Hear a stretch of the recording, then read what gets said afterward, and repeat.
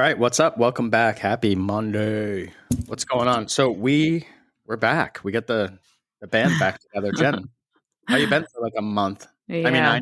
I've been around you, but hmm for people listening, they've had to listen to just me, Yeah. which can't be Well, good for anybody. I took a hiatus. I needed a break, I guess. I don't know. Life happens and it's been a little bit crazy.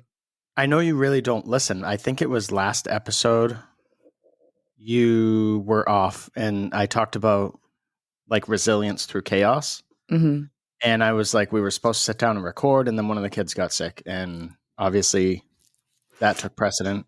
And then we were supposed to sit down and record, and we had a death in the family. So hmm obviously that takes precedent. And you just kind of have to roll with stuff. So Yeah.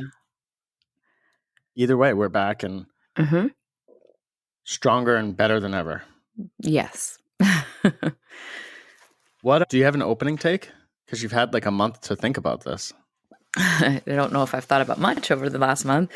I guess my opening take, sort of just what you said, made me think of it. But I feel if you know me as a person, I generally just show up and I can push through anything. And this last month, I guess, month meaning December into January, just like threw a lot at me. And it takes a lot for me to say, like, hey, I need a minute. So with the podcast, I just needed a minute because I had to deal with a lot of things that were coming my way that I just couldn't push through. And I, have to show up at work, and we own a business and we have kids. So sometimes your plate's so full, you just have to take something off of it for a minute to take care of yourself. And unfortunately, that was the podcast for me. But I feel for me as a person, it helped me grow to realize, like, hey, I need help. And like, if you could take over this for a couple episodes, like that would really help me get my like self back together. So I appreciate that and thank you. And yes, we had a death in the family. I had my best friend passed away in December, had been sick for a while. So it has been a lot. And looking at the new year just a little differently and taking each day or week as it comes my way. So sometimes you need a break, and sometimes you need to tell people you need a break, even if you generally never say that. So here we are. Happy to be back. I think sometimes the universe just makes you take a break as well. Mhm. Yeah. And we rolled the dice with this because we were supposed to sit down and record earlier this week. And I Mhm. said, you know what, I feel like we need to we went out to lunch and it was an amazing time. But we needed to sit down and hash out some stuff for the business that we Yeah. had been meaning to get to. And it's Mhm. like, okay, I'll roll the dice on the podcast again, even though I've been promising our audience, our listeners, that Jen would be back for 3 weeks. I was like, people will understand. And this had to come first. So we had to set up one-on-ones with our team. We had to set up our marketing strategy to iron certain things out for Mhm. that. We're working on a new website. We're doing a whole bunch of stuff. And you have to prioritize. Coming off of the holidays was crazy this year. There was a lot going on. Like you said, you lost a friend, which is not easy. And so dealing with that, and that was hard on everyone from Mhm. you to me to the kids to Mhm. family and friends. And then losing another family member is just, it hasn't been ideal. And Yeah. there's never, for people listening, there's never an ideal time. And it's okay to sometimes, I think I wrote this in my last newsletter or the one before, but it's okay to just publish sometimes. Just hit send, hit enter, and it's good enough. Yeah. You don't need to be 100% all of the time. And that might come across as more authentic even for people, because I know that's a buzzword with social media, come across as authentic and whatever. My opening take is based on something that I was reading about. I love to read about businesses and things because I like to steal ideas. I think that there are so many great businesses out there. There are so many great leaders, business leaders out there that you should be just stealing as much as you can and then making it yours. And so, what is your instinct when I say you do something for me and I say thank you? What do you do? So you're welcome. Or what else No. might you say? Really come on a game show. Yeah, I'm seeing if you fit, I if you don't got. fit, I don't think. So a lot of people would say you're welcome, and a lot of people would say no problem. Oh, gotcha. I was reading about a business everyone's heard of called Chick-fil-A. Mhm. And Chick-fil-A, I think it was the founder or CEO or somebody, whoever it was at a Ritz-Carlton. And they kept saying my pleasure which is interesting. And it's something that I say often to people. It's when I book an appointment and they thank me, or whether I help them in person at the salon or whatever. I always try to say my pleasure. And it's just something that I didn't realize I picked up from the hospitality industry. And it's something that has become a big thing for Chick-fil-A. They don't say no problem because obviously there shouldn't, you don't want to put the word problem toward a client. That's just not good.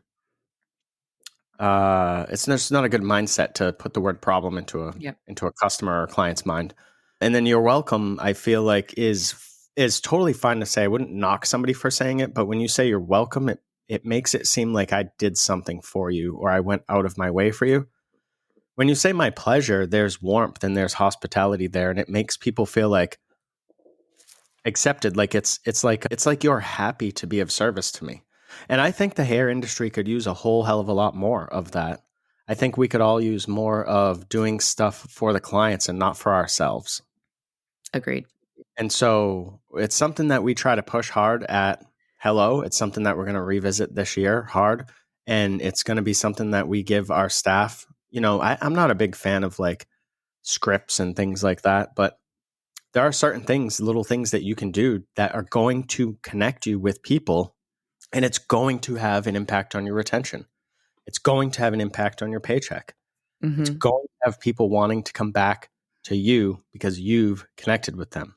Right. And I think that is, again, it's just something that's really missing in this industry, I would say, over the last few years, which is given me sort of talk about needing a break. I need a break from this.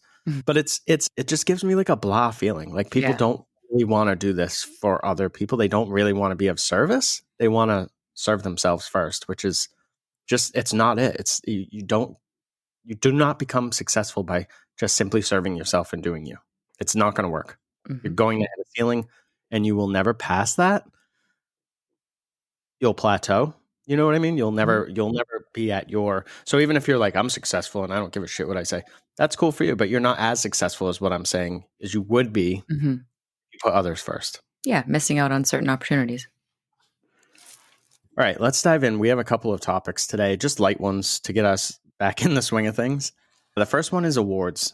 I've been starting to see the awards stuff pop up. And you're going to give me one?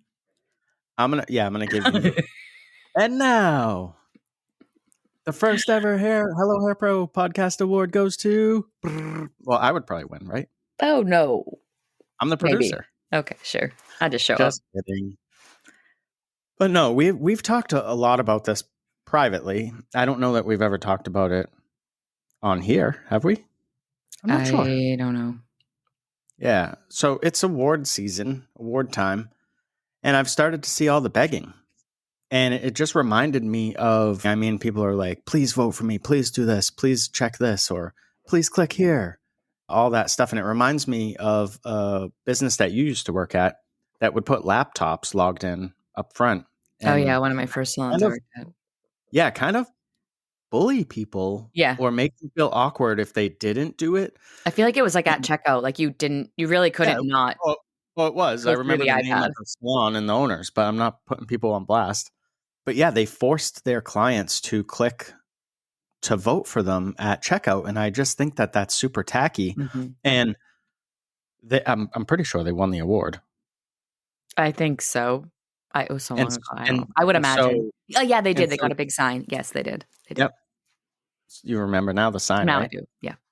So what does that award do for you, I guess, is my question. And two, did you really win an award? Like you forced people to do stuff or you begged people to do stuff. Yeah. It's not really people going out of their way to be like, this was the best. So I do always wonder what the award does for you, except maybe it makes you feel like you're important or special. But we actually, at my last salon I owned, we went through a whole thing and you had to pay money and do this whole thing. And I really feel like the award that they were looking for, they wanted the background information of your business. They were looking to get their numbers to do whatever they needed for their article. Anyway, we win the award. And we're in this magazine. They don't even spell the town right. We weren't Londonderry. We were Londonderry. So didn't really matter. Location was now off. And it gave us a plaque that we had to pay for. Like nothing was free. We had to pay for everything. But the award itself did absolutely shit for us. So we put a plaque up. I guess that made us feel cool. I remember thinking like, oh, wow, this is so cool. We won this award. But for the side of the business and growing that salon, it did absolutely shit. If anything, it wasted our time going through a bunch of numbers and writing, answering a bunch of things and having to write a bunch of things up. It took time away from us growing our business and where we could have spent time marketing our business. So it did absolutely nothing positive for the business except almost spin our minds in a different direction that like winning awards was going to make us more elite or show people that we were successful or show people that we had made it, which nobody cared. I'm sorry, they just didn't. And our time would have been better served figuring out how to market more to our community, figuring out how to grow the inside of our business. There's just so much more we could have done with that. And the money we spent to buy a plaque and enter this contest, that money could have been spent in a much better situation to grow the business also, or to give back to our community, or to give back to our staff. So it just, to me, it, looking back, checked no boxes. It did put our mindset not in a growth pattern. It just put us in this, if we win awards, like somehow that gives us status. And that is just simply not true. Yeah, it's like follower count. Mm-hmm. Like if I have 1,000 followers, I'm better than someone with 500. If I have Right. 10,000, I'm better than someone with 5,000. Like, are you? Right. It doesn't. Like, are those 5,000 people paying you money? No, they're not. Exactly. Then What shut does up. it do for you? Like if it Right. does, great, then yes, it matters. But if that's not the case, then I think you need to think about like, what does this do for the business that you're trying to grow or run? I think it's interesting too. So you had mentioned that you could have focused on other things. I think a lot of people that I see out there focused on these awards, if you focused half as much energy on just learning something about your business, you'd probably see a return that would blow your mind. Mhm.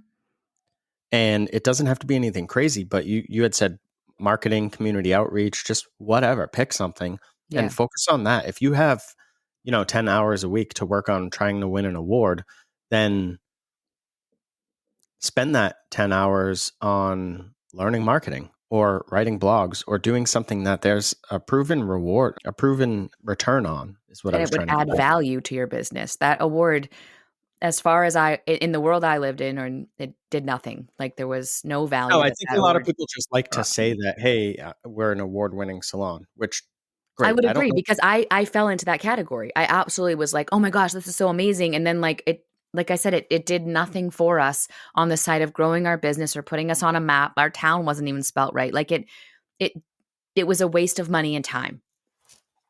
Yeah. And for people that need money, focus that money on your marketing Yeah, there's so rather many than other places that could buying a have been plaque a and lot more entering, useful.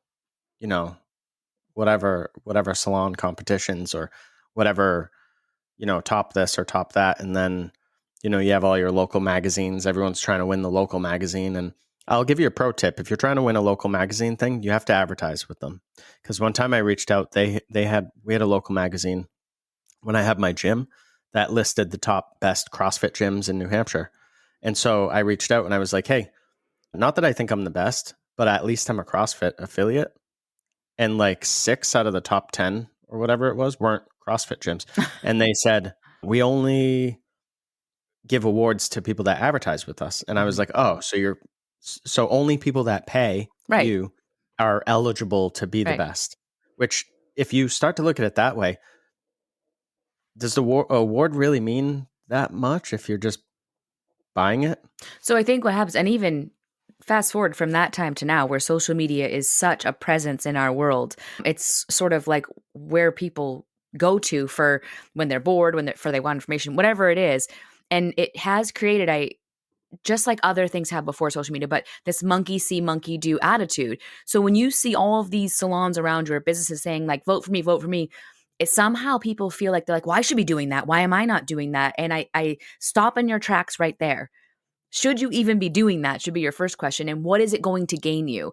Don't just do what everyone else is doing. They're doing it because everyone else is doing it. Like, what do you want to get out of it? Could it truly help you? Does it really make sense for you? These are the questions as an intelligent professional in the business world should be asking first before you just keep posting blindly to follow what the other 500 posts you just saw. Otherwise, you're lost in a sea of posts that's doing nothing for you but wasting your time that could be better managed somewhere else, in my opinion. Yeah, I agree. You know how I feel about Mm. awards. When we opened Hello, we worked with a designer and he convinced me to enter one of these competitions. And I was like, wait, I have to pay. And so I did it. I paid. Mm-hmm. And then we hired a professional photographer to come in. And then so that was, say $1,000. Mm-hmm. And then we hired whatever to edit. And then you hire this person to put this together. And by the time you're done, what we did get a little feature, Mm-hmm. and then we did get an email that you were featured. So do you want to Mm-hmm. buy a plaque saying that Right. you were featured? And I'm like, no, I don't want to keep investing this money. I have a business to grow. Yeah. I don't have time. In the capital when you start a business is, you know, unless you have unlimited funding or you have another business fueling it or whatever, even if you have those things, you should have some sort of a limit. So it's not limitless funds that we have to just keep dumping on trying to impress people that we're never going to meet. To be honest with you, like Right. It did nothing I for the don't. business. No, it was cool. It It was felt cool fun. for I a think, second. I agree. I was like, "Oh my yeah, god, it's here we are." But like your it name in the got a few magazine. Instagram like posts and people reshared, Yeah, but whatever. it didn't do anything to grow our business or grow our No, culture or anything. Like it just didn't. it did have a few people reached out to us and were like, "Do you know somebody over there?" Because you guys got interviewed by them or whatever. And I was like, "No, they reached out after but we Mhm. paid to enter a Yeah. competition, so it's of course they saw our name. Like It's cool, that's but don't what be we fooled. paid for." Right? Exactly. The other topic we want to cover today is I saw a post, and I've seen several posts like this that went something like this: cosmetology school failed to teach me or will fail to teach you business planning and mindset, policies for clients and client management, marketing and branding, attracting clients, taxes and legal advice, pricing and profitability, business finances, on and on and on. And I thought that's absolutely insane to me that you went to cosmetology school when you wanted to go to business school. I don't know I'm why biting people my can't tongue here. wrap their I don't know why. Great, good. Hold on, let me go. I'm just Mhm. kidding. I don't know why people can't get through their heads that hair and business are two wildly different Mhm. skill sets. They have almost nothing to do with each other. Mhm.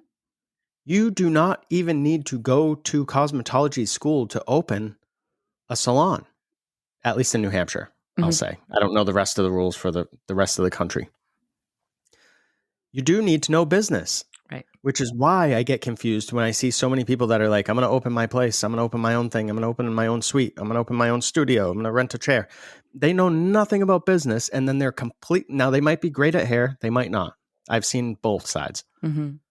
And then they're shocked when they fail. You Mhm. didn't learn anything to set you up for success in the business world. Mhm. Just because you can color and cut hair does not mean you know anything about pricing. It does not mean you know anything about taxes, finances, marketing, client retention, even client experience. And those are all things that you should be learning when you are at service. You should be learning hospitality, like we talked about earlier, Mhm. hospitality. And I don't know why somebody would be out there blaming cosmetology schools for not teaching them business.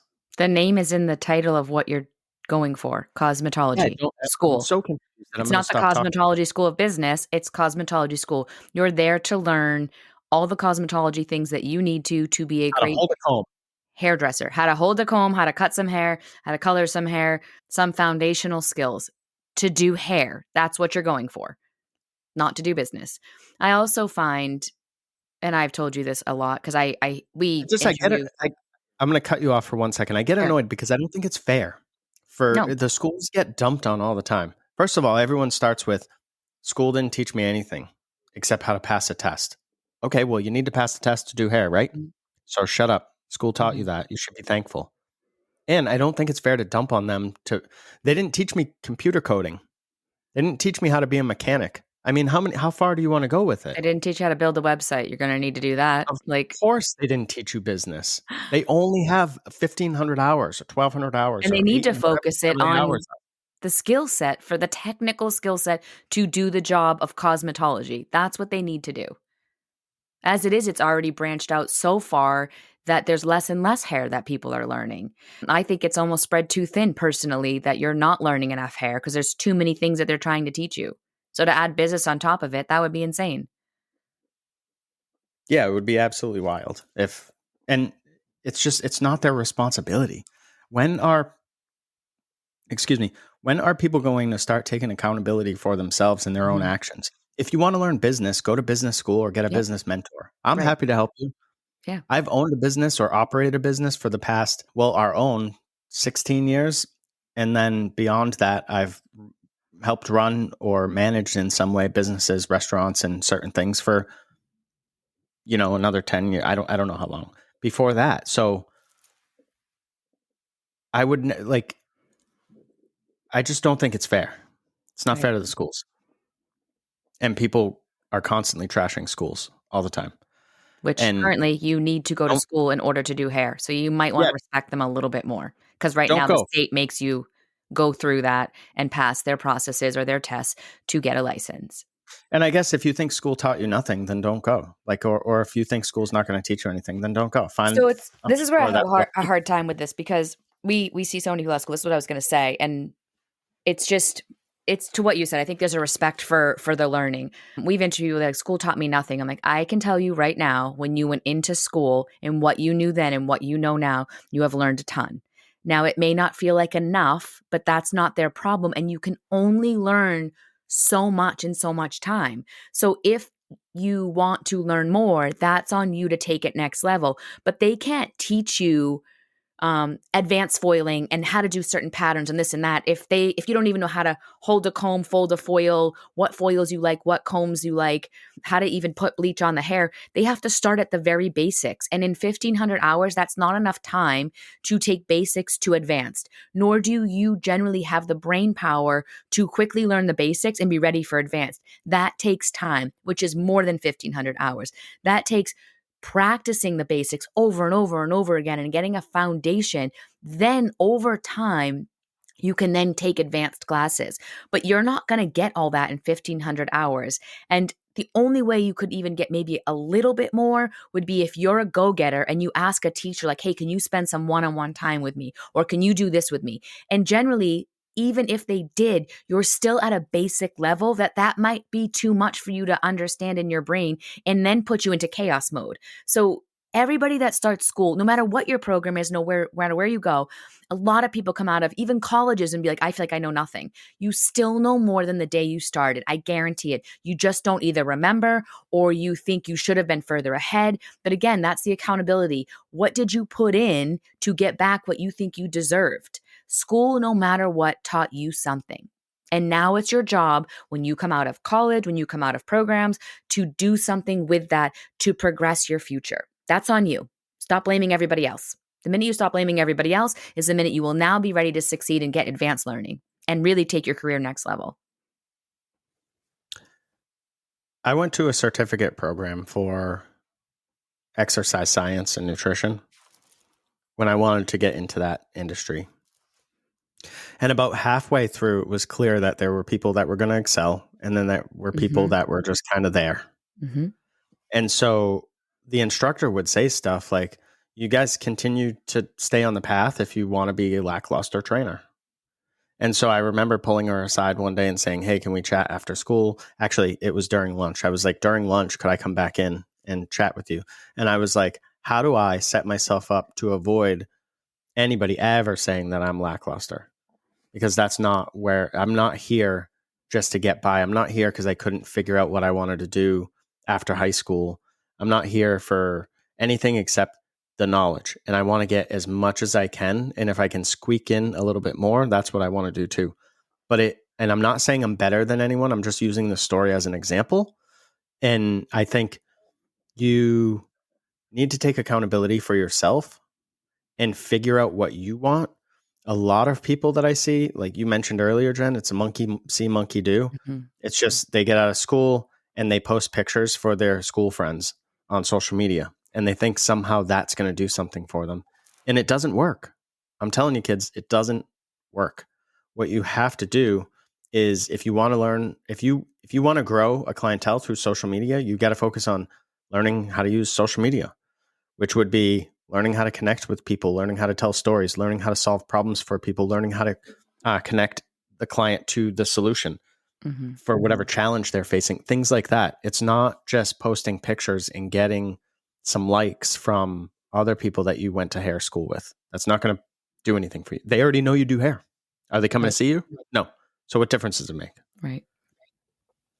It's the accountability piece there. If you are somebody that says that school didn't teach you anything, I am somebody that says then you failed yourself. Because then there was knowledge there.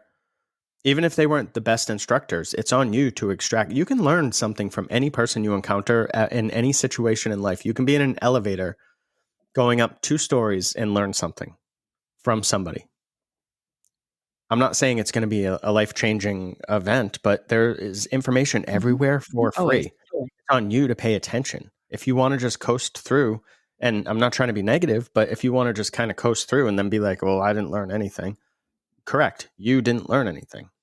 Learning is an active thing.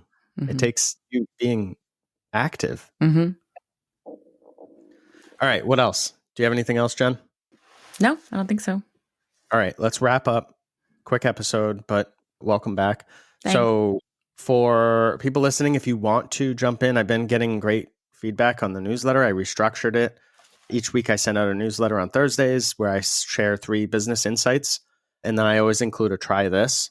So it gives people something to think about, hopefully outside of the box, just to get your mind thinking differently.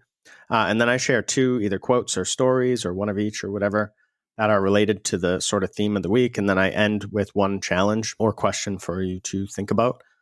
And all the things that I write about in there are things that we've actually done. These aren't like theory things. These aren't just me guessing. These aren't me reading something online or watching a YouTube video and then making it into my own words. These are all things that we've done, whether we've done them ourselves, whether we've done them with people mentoring, whatever, we've actually done them. So, and then also if you want to reach out about mentoring, you can do that. You can do that everywhere except send us a text link in the podcast notes, because that will just send us a text, but it will not give us any of your contact information. So click one of the links, find us, connect with us, whatever. And if you want to hear us rant about something, reach out. You can do that through send us a message, and we would be happy to cover it. So I guess that's it. We'll see you next week. All right. Welcome back, Jen. Bye, everyone. Thanks. Bye.